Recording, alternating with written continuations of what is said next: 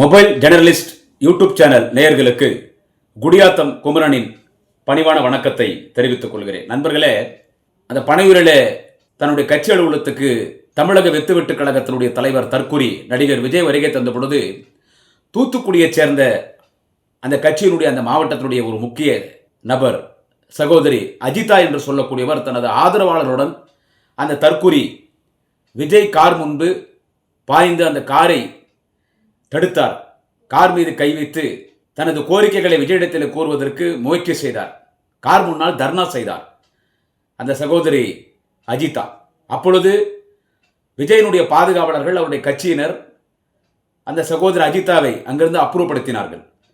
பிறகு விஜய் கோழையாக தொடநொடுங்கியாக பயந்து நடுங்கி அறைக்குள்ளே ஓடி போய் ஒரு சில நிமிடங்களில் அங்கிருந்து மாயமாகி விட்டான். யார்?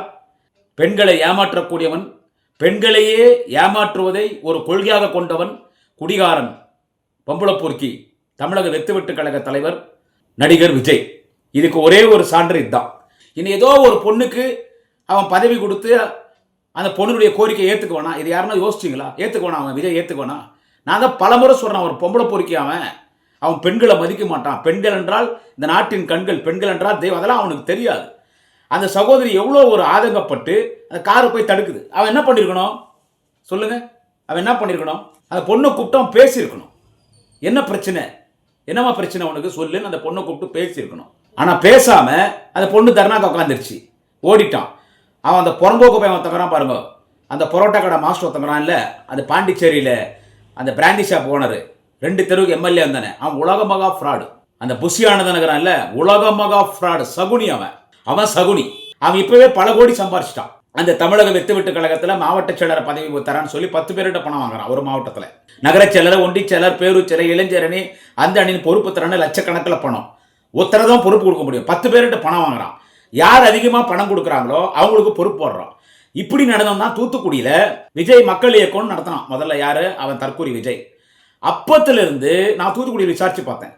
அந்த சகோதரி அஜிதா சொந்த பணத்தை லட்சக்கணக்கில் விஜய் மக்கள் இயக்கத்துக்கு செலவு பண்ணியிருக்கு. விஜய் பிறந்த நாள் வரட்டும், அது ரம்ஜான் பண்டிகை வரட்டும், கிறிஸ்மஸ் பண்டிகை வரட்டும், தீபாவளி பொங்கல் வரட்டும், விஜய் மக்கள் இயக்கத்தின் சார்பாக எல்லாருக்கும் நலத்திட்டங்கள் வருது. இப்படி விஜய் மீது ஒரு வெறியா இருக்கு. அதான் இந்த பெண்கள் இப்படி நீங்க வெறியா இருக்கிறது உங்களுக்கு ஆபத்து.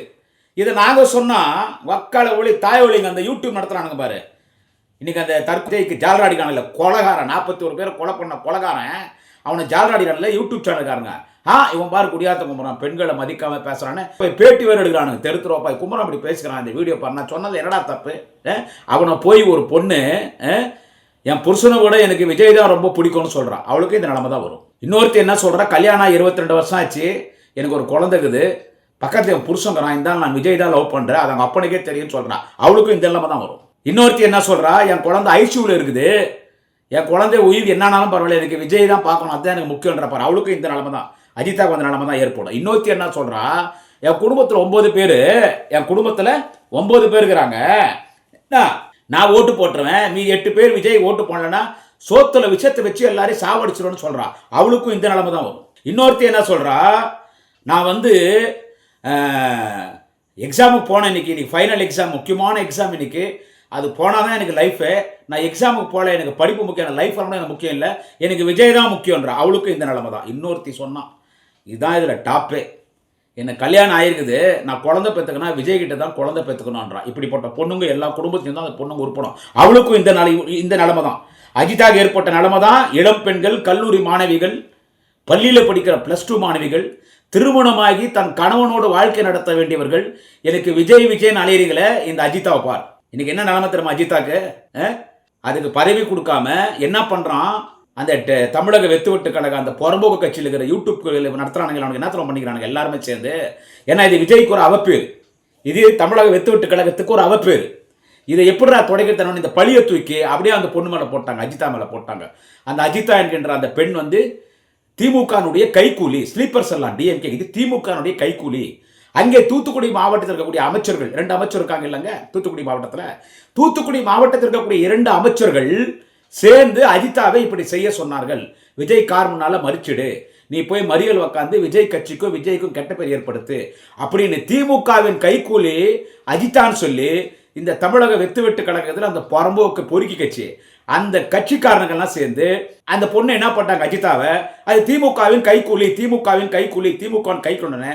உண்மையிலேயே அது மனசு வந்து ரொம்ப கஷ்டமாயிடுச்சு. ஏன்னா ஒரு உண்மை சொன்னா அது எவ்வளோ ஒருத்தி சொன்னாலே நான் விஜய் தான் ரொம்ப லவ் பண்ணுவேன்னு, இன்னொருத்தி விஜய்க்காக என் குடும்பத்தை விசுவச்சு சாகடி பண்ணா பாரு, இன்னொருத்தி என் குழந்தைங்க எனக்கு என்ன ஆனாலும் பரவாயில்ல விஜய் தான் முக்கியம்னு தான் சொல்கிறாங்களே, அந்த லிஸ்ட்டில் இந்த பொண்ணு. அதுக்கு விஜய் மேலே அளவு கடந்த பாசம். அது என்னன்னு சொல்கிறது? அது இன்னைக்கு ஒரு சிலருக்கு காமன் கூட சொல்லலாம். நிறைய பேர் பேசிட்டாங்க யூடியூப்ல, நான் மட்டும் பேசுகிறேன் சொன்னோன்னே பெண்களை கேவலப்படுத்திட்டான் குமரன்னாங்க.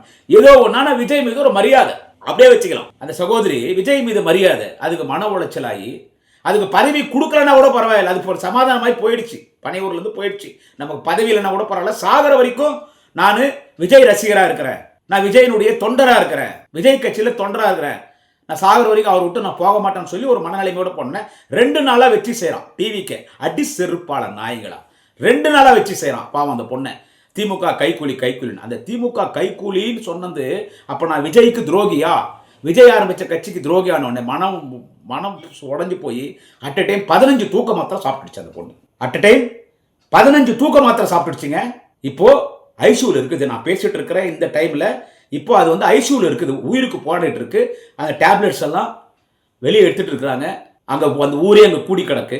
இதுக்கு என்னன்னா நீ பதில் சொல்ல போகிற விஜய்? இதை பற்றி அவனுக்கு கவலையே கிடையாது. இப்போ எந்த பொண்ணோட அம்மனமாக படுத்து கிடக்கிறான், எத்தனை சரக்கு எத்தனை ரவுண்டு உள்ளே போய்க்குதுன்னு தெரியல அவனுக்கு. ஏன்னா இன்னைக்கு கிறிஸ்மஸ் வேற, என்ன சொல்றது, இவன் தான் நாடகம், இவன் தான் மதத்திலே ஃப்ராட் வேலை பண்றோம்னாச்சு. கொஞ்ச நாள் குங்கம் வச்சு இந்துன்னு வேஷம் போட்டான். இப்போ வந்துட்டு பைபிளில் வர ஜோசப் நான் தான்றான். அவனை கிறிஸ்மஸ் என்ன ப்ரேயர் பண்ணி நான் இருப்பான். நான் காலையில் ப்ரேயர் பண்ணேன். ஐ மீன் இந்து, பட் நான் படிச்சிருந்து கிறிஸ்டியன் ஸ்கூலில். நான் காலையில் ப்ரேயர் பண்ணேன் 6 மணிக்கெல்லாம். நான் வந்துட்டு ப்ரேயர் பண்ணி நான் எனக்கு தெரிஞ்ச ஜபம் பண்ணி அதை எல்லா வாட்ஸ்அப் குரூப்லையும் போட்டு விட்டேன். இவன் என்ன பண்ணியிருப்பான் விஜய் இன்னத்துக்கு எங்கன்னா தண்ணி அடிச்சுட்டு பனியூர் பங்களால கிடக்கிறான்னு தெரியல. அவன் கூப்பிட்டா வரதுக்கு 1000 பேர் இருக்கிறாங்க. இந்த பொண்ணு இப்படி நம்ம கட்சிக்கார பொண்ணு விஜய் மக்கள் இயக்கத்திலேருந்து என்னோடு பயணிக்கிற ஒரு சகோதரி நம்ம பண்ண தப்பால, அவன் புஷி ஆனந்தம் பண்ண தப்பால அது விஷம் சாப்பிட்டுடுச்சே, உடனடியாக நம்ம நிர்வாகிகளை அனுப்பலாம் அந்த பொண்ணை உயிரை காப்பாற்றுறதுக்கு, அதுக்கு ஒரு பதவி கொடுக்கலாம், இனிமேல் இந்த மாதிரி தப்பு நடக்கூடாது. அந்த மாதிரி எதனா அவன் யோசிப்பானா? ஒக்கால ஒளி தாய் ஒளி மகன், அவன் அதை யோசிக்க மாட்டான். அவன் விஜய் அதை யோசிக்க மாட்டாங்க. நீங்க தான் பைத்தியக்காரத்தனமா அவன் பின்னால போறீங்க. நீ தான் பைத்தியக்காரத்தனமா அவன் பின்னால போற. அது செத்தா கூட பத்தி அவன் கவலைப்பட மாட்டான். இறைவனர்களால் அந்த சகோதரி அஜிதா வந்து உயிர் பிழைத்து வர வேண்டும். இனிமேலாவது இந்த மாதிரி பொறுக்கி பசங்க பின்னால போகக்கூடாது. நான் எல்லா பெண்களுக்கும் சொல்றேன், வெறித்தனமா போறீங்களே.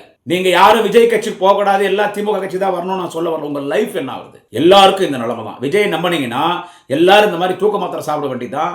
இல்ல புருஷன் உங்களுக்கு டைவர்ஸ் கொடுப்பான். இவன் பின்னால போய் எனக்கு என் புருஷன் முக்கியம் இல்ல, விஜய் தான் எனக்கு முக்கியம்னு சொல்லி என்னுடைய சகோதரிகளே அவன் பின்னால போனீங்கன்னா நீங்க தூக்க மாத்திரை சாப்பிட்டு சாவணும், தூக்கு போட்டுக்கணும், புருஷன் டைவர்ஸ் கொடுப்பான், குழந்தைங்க தெருல அனாதியா நிற்கும், குடும்பம் அனாதியா நிற்கும். ஒன்று வந்து அவன் காப்பாற்றுவானா?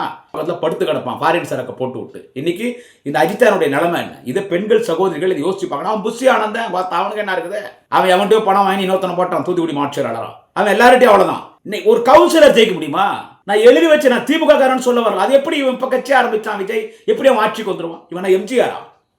அவர் திமுக பல ஆண்டு காலம் பயணிச்சாரு. திமுக தொண்டர்களை வைத்துக் கொண்டு இயக்கத்தை துவங்கினார், முதலமைச்சராக வந்தார். இந்த மண்ணில உயிர் வாழும் வரை முதலமைச்சராக இருந்தார். அவர் எம்ஜிஆர். அதே மாதிரி ஆந்திராவில் என்டி ராமராவ், அவரை தேவடான்னாங்க. சிரஞ்சீவி விட நடிகனா விஜய்? நான் கேட்கிற சகோதரிகளை, சிரஞ்சீவி கால் செருப்பு தூசிக்கு சமம் கிடையாது பார்த்தான் விஜய். சிரஞ்சீவி வீட்டில் வாட்ச்மேன் இருக்கான் பார், அந்த வாட்ச்மேன் கால் செருப்பு தூசி கிடையாது அவன் விஜய். அவன் பின்னால போறீங்க. ஆனானுப்பட்ட சிரஞ்சீவி கட்சி ஆரம்பிச்சு யாரோட கூட்டணி சேராம இவன் கூட்டணி ஆச்சு, எல்லாரும் என்கிட்ட கூட்டணி வாங்கன்னு கூப்பிட்டு இருக்கான், எல்லாரையும் கட்சியில் சேர்த்துக்கிறான். ஆனா அங்க சிரஞ்சீவி வந்து தன் ரசிகர் மன்றத்தை மட்டும் வைத்து யாரோட கூட்டணி சேராமல் கட்சி ஆரம்பித்து திருப்பதியிலே பிரஜாராஜ்யம் கட்சி ஆரம்பித்து எடுத்த உடனே கிட்டத்தட்ட 26-27 எம்எல்ஏ ஜெயிக்கிறார். அவரே சீப் போட என்னால முடியாதுன்னு விட்டு காங்கிரஸ் போய் திரு சினிமா பண்ணிட்டாரு. சிரஞ்சீவி கட்சி தான் இன்னைக்கு அவங்க தம்பி பவன் கல்யாண், அவங்க ஒரு சங்கி, இன்னைக்கு அவன் அந்த கட்சி நடத்தி அவன் துணை முதலமைச்சராக இருக்கிறான். ஏன்னா இவனை நம்பி பின்னால போனா இதாங்க நிலைமை. அவன் புறம்போக்கு பையன் யாரு? அந்த புஷி ஆனந்தன். இன்னொரு திருட்டு பையன் ஒத்துக்கிறான். அவன் ஆதவர்ஜனா 420 420 840 திருட்டு கூட்டம். அது அந்த செங்கோட்டையன் அவனே ஒரு பெரிய ஊழல்வாதி தானே. செங்கோட்டை நல்லவனா? ஜெயலலிதா செங்கோட்டை கிட்ட இருந்து மந்திரி பதவி புடுங்குச்சா இல்லையா? ஜெயலலிதா செங்கோட்டை கிட்ட இருந்து மந்திரி பதவி புடுங்குச்சா இல்லையா? ஏன் புடுங்குச்சு? அவன் குடும்பத்துக்கே அவன் நல்லவன் கிடையாது செங்கோட்டையன்.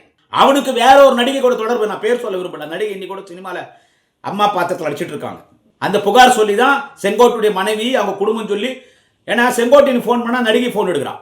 அதனால தான் ஜெயலலிதா வந்து அந்த செங்கோட்டையனை பயன் எடுத்தாங்க. அவன் இன்னைக்கு அங்கே இருக்கிறான். பொறுக்கி பசங்க பூரா அங்க போய் சேர்றானுங்க. ஃபெலிக்ஸ் என்று சொல்லக்கூடிய யூடியூப் சேனல் நடத்துறவன் அவன் இன்னைக்கு அங்க போய் சேர்றான். அந்த முகிலன்னு சொல்லக்கூடிய அவன் ஒரு தீவிரவாதி, அவன் போய் அங்க சேர்றான். இந்த கூடாரத்தில் போய் பெண்கள் நீங்க மாட்டினு சிக்கினு அஜிதாமா நிலைமை உங்களுக்கு வேணுமா? அவன் கொலகாரங்க, அவன் கொலகாரன், திட்டமிட்டு கொலை பண்ணான், ரசிச்சான். எல்லாரும் கூட்டத்தில் சாகுறாங்க, அதை பார்த்து ரசிச்சா. விஜய் ரசிச்சா. அது யாருன்னா உங்களுக்கு தெரியுமா? ஆதவர்ஜனா விஜய் போட்ட பிளான் அது. 41 பேர் கொலை பண்ணான். நான் என்ன சொல்றது? ஒரு ஃபாதரியார் சொன்னாரு சர்ச்சில் தூத்துக்குடியில, காட்வில் என்று சொல்லக்கூடிய ஒரு ஃபாதரியார் பேசல. ஒரு ஃபாதரியார் பேசினாரு சர்ச்சில் தூத்துக்குடி பாளையங்கோட்டை மாவட்டம், பாளையங்கோட்டை சர்ச்சில் ஒரு ஃபாதரியார் பேசினார். ஒரு கல்லூரியினுடைய முதல்வர், அவர் ஒரு மத போதகர், ஒரு பேராயர், ஒரு ஃபாதரியார் சர்ச்சில் பேசினாரா இல்லையா? பாளையங்கோட்டையில 41 பேரை கொலை பண்ண கொலகாரன் விஜய். அவன் பின்னால நம்ம பசங்க எல்லாம் போறீங்களே. நீங்க பெரியவங்களானா என்ன ஆவீங்கன்னு கேட்டா என்ன சொல்லணும்? நான் ஒரு இன்ஜினியர் ஆகிறேன், டாக்டர் ஆகிறேன், ஒரு ஐஏஎஸ், ஐபிஎஸ், ஒரு அட்வொகேட் ஆகிறேன்னு சொல்லணும். விஜய் ரசிகர் அவன் நீ சொல்லும் போது எவ்வளவு தவறான பாதையில் சென்றுகிற. அவன் ஒரு கொலகாரன் விஜய். 41 பேரை கொலை பண்ண கொலகாரன் அவன் பின்னால போறீங்களேன்னு சொல்லல. அவன் கட்சிக்காரர்களும் பொம்பளை பொறுக்கிங்க. பெண்களுக்கு பாதுகாப்பு கிடையாது விஜய் கட்சியில். அந்த பொம்பளை பொறுக்கி விஜய் கட்சியில நாமக்கல் மாவட்ட செயலர் ஒரு பொண்ணுக்கு பதவி தரான்னு அந்த பொண்ணு வீட்டுக்குள்ள போய் அந்த பொண்ணு கிட்ட பாலியல் அத்துமீறல் நடந்து அந்த பொண்ணை கற்பழிக்க போயிருக்கான். அது வீடியோ ஆதாரம் வெளியே வந்தனாலதான் அவன் அந்த பதவியில வந்து எடுத்தாங்க. இல்லைன்னா விஜய் கூப்பிட்டு வாடா, நான் என்னண்டா நீ, நானும் பொம்பளைங்க பார்த்தா சும்மா விட மாட்டேன், நீயும் பொம்பளைங்க பார்த்தா சும்மா இல்ல, சபாஸ் உனக்கு இன்னும் பெரிய பொறுப்பு தரான்னு இருப்பான். ஆனா அது வீடியோ வெளியே வந்தனால, ஒரு பெண் இவனால பாதிக்கப்பட்டதுனால அந்த நாமக்கல்லுடைய அந்த டிவிக்கு தமிழக வெத்து கழகத்துடைய மாவட்டத்தில் ஒரு பெண்ணை கற்பழிக்க போனான். இப்ப அவனை பதவியிலிருந்து எடுத்தாங்க. இதுதான் நிலைமை. இவன் ஆட்சிக்கு வந்துருவானா, இவன் புடுங்குவானா? இதை நீங்க எல்லாம் யோசிக்கணுங்க. இதெல்லாம் அந்த பாதிரியார் சொன்னார் பாருங்க. சர்ச்சில் சொன்னாங்க. குடியாத்த கும்புற மாதிரி யூடியூப்ல சொல்லல, இல்ல ஒரு தெருவில் பொதுக்கூட்டத்தில் சொல்லல, டிவி பேட்டியில மீடியா பேட்டியில சொல்ல. இன்னைக்கு ஒரு பாதிரியார் பேசுகிறார், எனக்கு பேர் தெரியல. இன்னைக்கு ஒரு பாதிரியார், இன்னைக்கு கிறிஸ்துமஸ் விழாவில் பேசும்போது ஒரு பாதிரியார், எனக்கு பேர் தெரியல, காலையில் சோசியல் மீடியாவில் பார்த்தேன். அந்த பாதிரியாரும் சொல்றார் விஜய் ஒரு கொலகாரன். அவன் பின்னால போறீங்க. கிறிஸ்துமஸ் விழாவில் இவன் ஜோசப்பா, ஒரு இளைஞர சகோதரர்கள் பாலை இணைஞ்ச கிணத்துல தள்ளிட்டாங்களாம். அவன் மேலே வந்தானா, அவன் நாட்டுக்கே தலைவனாக வந்தானா, துரோகிகளுக்கும் தன்னை கிணத்துல தன்னை சகோதரர்களுக்கும் நல்லது பண்ணானா. அவன் பேர் என்ன சொல்லுங்க? கான்ஃபிடென்ட்டாக இருங்க, புரிஞ்சுக்கிங்க, அந்த கதையை படிங்க. அவன் ஜோசப். அந்த ஜோசப் நான் தான் சொல்கிறான், இந்த புறம்போக்கு பையன். கொஞ்ச நாள் பொங்கம் வச்சானா ஹிந்துன்னு, அப்புறமா கிறிஸ்துவ அந்த ட்ரஸ்ட்லேருந்து பணம் வரணுன்றதுக்காக இப்போ நான் கிறிஸ்டின்ன்றான். நான் தான் பைபிள் ஒரு ஜோசப் பண்ணுறான். நான் இவ்வளோதான் சொல்லுவேன். இந்த அஜித்தானுடைய நிலைமை என்ன? அதுதான் எல்லா பெண்களுக்கும் அவனை நம்பி போனான். அவர் ஒரு புறம்போக்கு பையன். இதில் பாட்டு பாடுறானு இவனுக்கு. எப்போ பாட்டு வந்துட்டானா பாடுறாங்க. உங்கள் விஜய் வருறான், 41 பேர் கொலைதான் பண்ணுவான், கொலைகாரன் விஜய் தான் வருகிறான். உங்கள் விஜய், நான் வருகிறேன், கரூரில் 41 பேரை கொன்றேன், இன்னும் பலரை கொல்லப் போகிறேன், இன்னும் பல பெண்களை தற்கொலை செய்வேன். உங்கள் விஜய் வருகிறேன், கொலைகாரன் விஜய் வருகிறேன். என்னால் இன்னும் பல பெண்கள் கற்பை இழப்பார்கள், என்னால் இன்னும் பல பெண்கள் மானத்தை இழப்பார்கள், பல பெண்கள் அஜிதா போல் தற்கொலை செய்து கொள்வார்கள். உங்கள் விஜய், நான் வருகிறேன். இப்படிதான்டா பாடுவேன். உனக்காக உணர்வா உழைச்சிச்சு அந்த பொண்ணு. இன்னைக்கு அது ஹாஸ்பிட்டலில் தற்கொலைக்காக படுத்து கிடக்குது. இவன் ஒரு தலைவனா? இவன் ஒரு மாற்றத்தை ஏற்படுத்துவானா? இவனுக்கு 4 பேர் ஜால்ரா அடிக்கிறான், என்னை எதிர்த்து யூடியூப்ல பேசுறான். என்ன இவனுக்குன்னா புடுங்கிடுவானுங்களா? டேய் பாட்டா, யாரையோ பார்த்தவன். ஜாகிரதையா இருங்க விஜய் கிட்ட ஜாகிரதையா இருங்க. அவன் ஒரு கொலகாரன், அவன்கிட்ட ஜாகிரதையா இருங்க. நன்றி, வணக்கம். குடியாத்த குமரன்.